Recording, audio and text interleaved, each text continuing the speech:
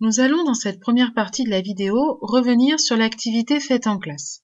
Donc, nous avons tracé un cercle de centre O et nous avons placé 3 points S, T et U tels que le segment SU est un diamètre de ce cercle.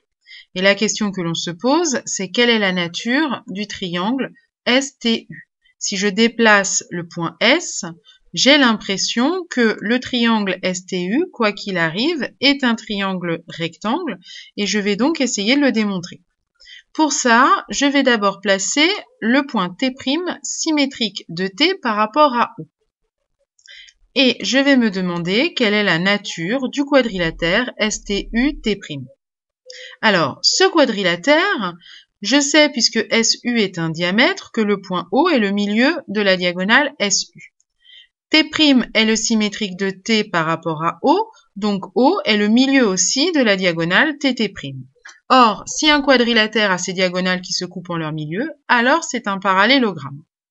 Donc, le quadrilatère STU-T' est un parallélogramme. De plus, on sait que SU est un diamètre et TT' est aussi un diamètre. Donc on va avoir les deux diagonales SU et TT' qui ont la même longueur. Or, si un parallélogramme a ses diagonales qui ont la même longueur, alors c'est un rectangle. Donc on a maintenant que le quadrilatère STU-T' est un rectangle et par conséquent, le triangle STU est aussi un triangle rectangle. Alors, si on énonce une propriété, eh bien, ça nous permet de voir que si un triangle est inscrit dans un cercle de diamètre l'un de ses côtés, c'était le cas pour SU, alors ce triangle est rectangle. Si maintenant on regarde d'un peu plus près, et donc on enlève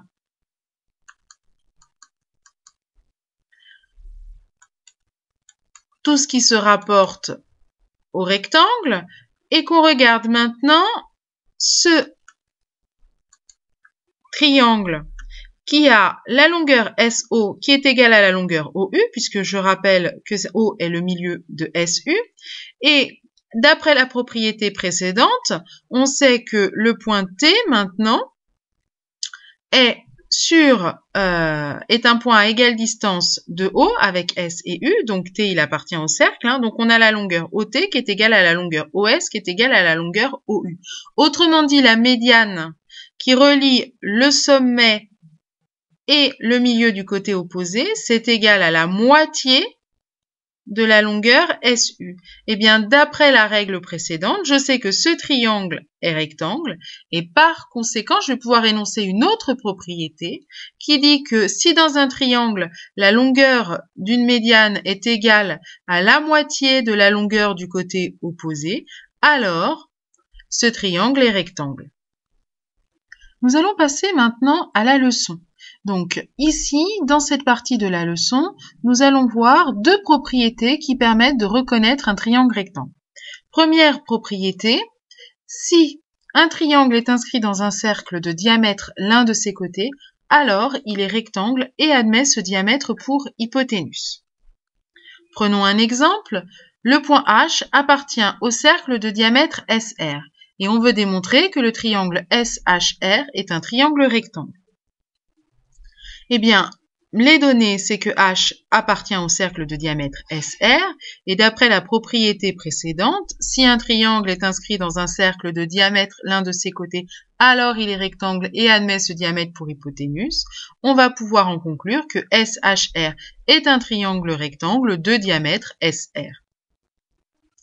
Autre propriété qui en découle, si dans un triangle, la longueur de la médiane relative à un côté est égale à la moitié de la longueur de ce côté, alors ce triangle est rectangle et admet ce côté pour hypoténuse. Voyons sur l'exemple, soit ABC un triangle tel que K est le milieu de BC. On sait que la longueur AK c'est égal à la longueur BK c'est égal à la longueur KC. Et la question que l'on se pose, c'est quelle est la nature du triangle ABC? Eh bien, ici, on voit bien que puisque K est le milieu de BC, le segment AK est la médiane issue de A, et on a la longueur AK qui est égale à la moitié de la longueur BC. Autrement dit, on va pouvoir appliquer la règle précédente qui dit que si dans un triangle, la longueur de la médiane relative à un côté est égale à la moitié de la longueur de ce côté, alors ce triangle est rectangle et admet ce côté pour hypoténuse. On va donc en déduire que le triangle BAC est un triangle rectangle d'hypoténuse BC et donc c'est un triangle rectangle en A.